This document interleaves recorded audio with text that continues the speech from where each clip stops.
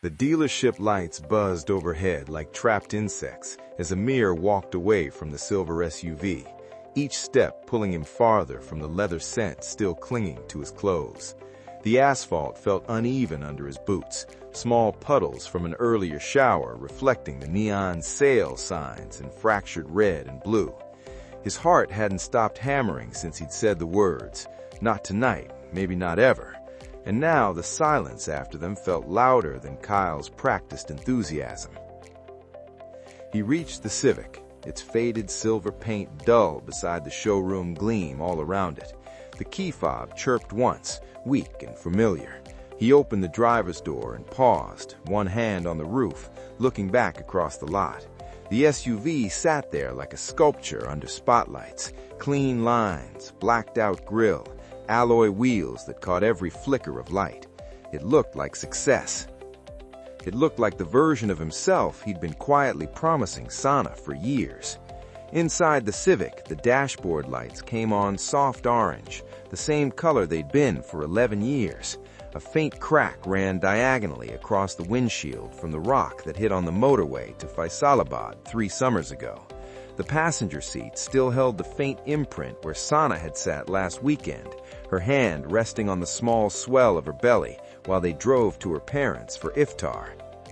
He slid in, closed the door. The thunk was nothing like the SUV's solid clunk, more of a tired click, but it settled something in his chest.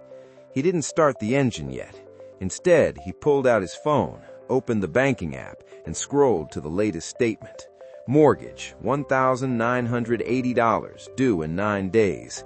Daycare quote from the shortlisted center in Gulberg, 85,000 PKR a month once the baby started at 6 months. Groceries last month, PKR 42,000.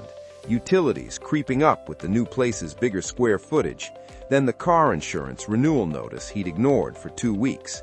Another 28,000 if he kept the Civic comprehensive. Add fuel, maintenance, random parking tickets, and DHA, and the monthly cushion shrank to almost nothing. He switched tabs to the loan calculator he'd bookmarked 3 weeks ago, typed in $48,700 purchase price, $8,000 trade-in value for the Civic. Optimistic, Kyle had said maybe $6,500. 20% down from savings he'd rather not touch. 84-month term at 6.9%. The monthly payment blinked onto the screen. 112,000 PKR, roughly $400, but in rupees it looked bigger, heavier. He stared at it until the screen dimmed. The baby was due in 10 weeks and 4 days. They'd already picked names. Zain if a boy, Isla if a girl. Sana had started buying tiny clothes in neutral creams and soft blues, folding them into the dresser drawer with a reverence that made Amir's throat close every time he saw it. She'd been quiet lately about money, but he caught the way her eyes lingered on the empty nursery walls, the way she'd stopped suggesting weekend getaways. They were building something permanent now, a home, a family, a life that couldn't pivot on whims anymore. He thought of his father, 25 years ago, buying their first family car, a second-hand Corolla with peeling vinyl seats and a tape deck that ate cassettes. His father driven it until the engine threw a rod at 380,000 kilometers, then sold it for scrap and bought another used one. Never a new car, never a payment that lasted longer than the vehicle itself. Debt is a chain, he used to say, tapping the steering wheel.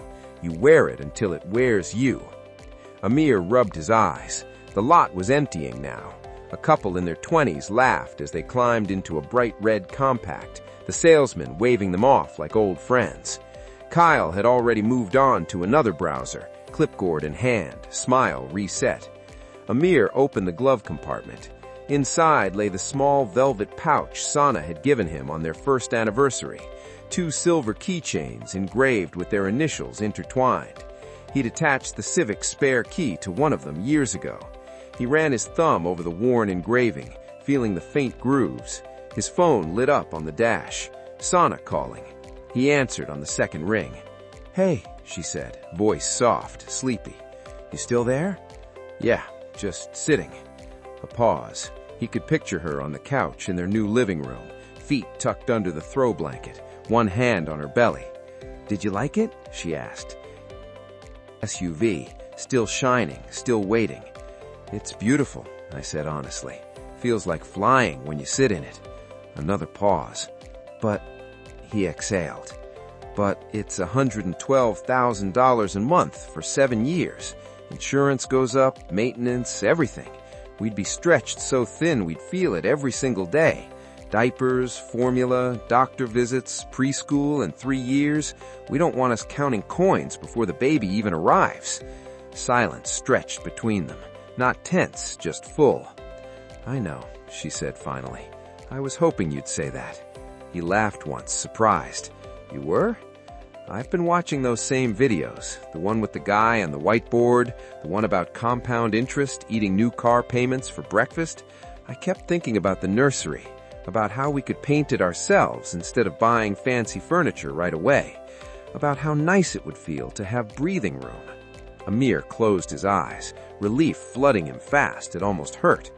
"I thought you wanted this," he said quietly. "The upgrade, the nice car pulling into the driveway." "I did, for about 5 minutes. Then I thought about us driving to the hospital in whatever we have, about coming home with the baby in the back seat, about how none of that changes if the car is new or old. I just want us safe, together, not stressed." He nodded, even though she couldn't see it. "I'm coming home," he said. "Good. I made chai. It's probably cold now, but I'll heat it." I smiled. "I'll stop for fresh samosas on the way, the ones from that cart near Liberty." "Deal." He ended the call, started the engine. The Civic coughed, hesitated, then settled into its familiar, uneven idle. He adjusted the rear-view mirror, still slightly crooked from when he'd bumped it backing out of a tight spot last Eid, and pulled out of the space. Driving past the showroom windows, he didn't slow down.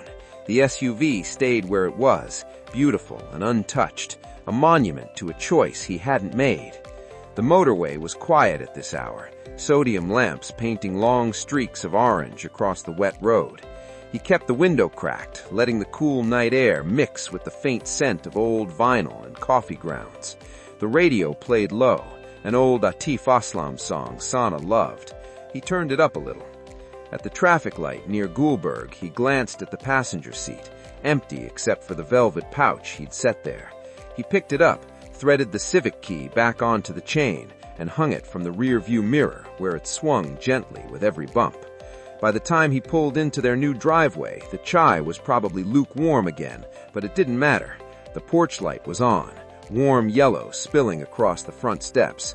Sana stood in the doorway in her oversized sweater, one hand resting on the frame, the other cradling her belly. He killed the engine, sat for a second, listening to the tick of cooling metal. Then he got out, walked up the path, and into her arms. No smell, no leather, just home. And for the first time in weeks, the numbers in his head finally stopped screaming.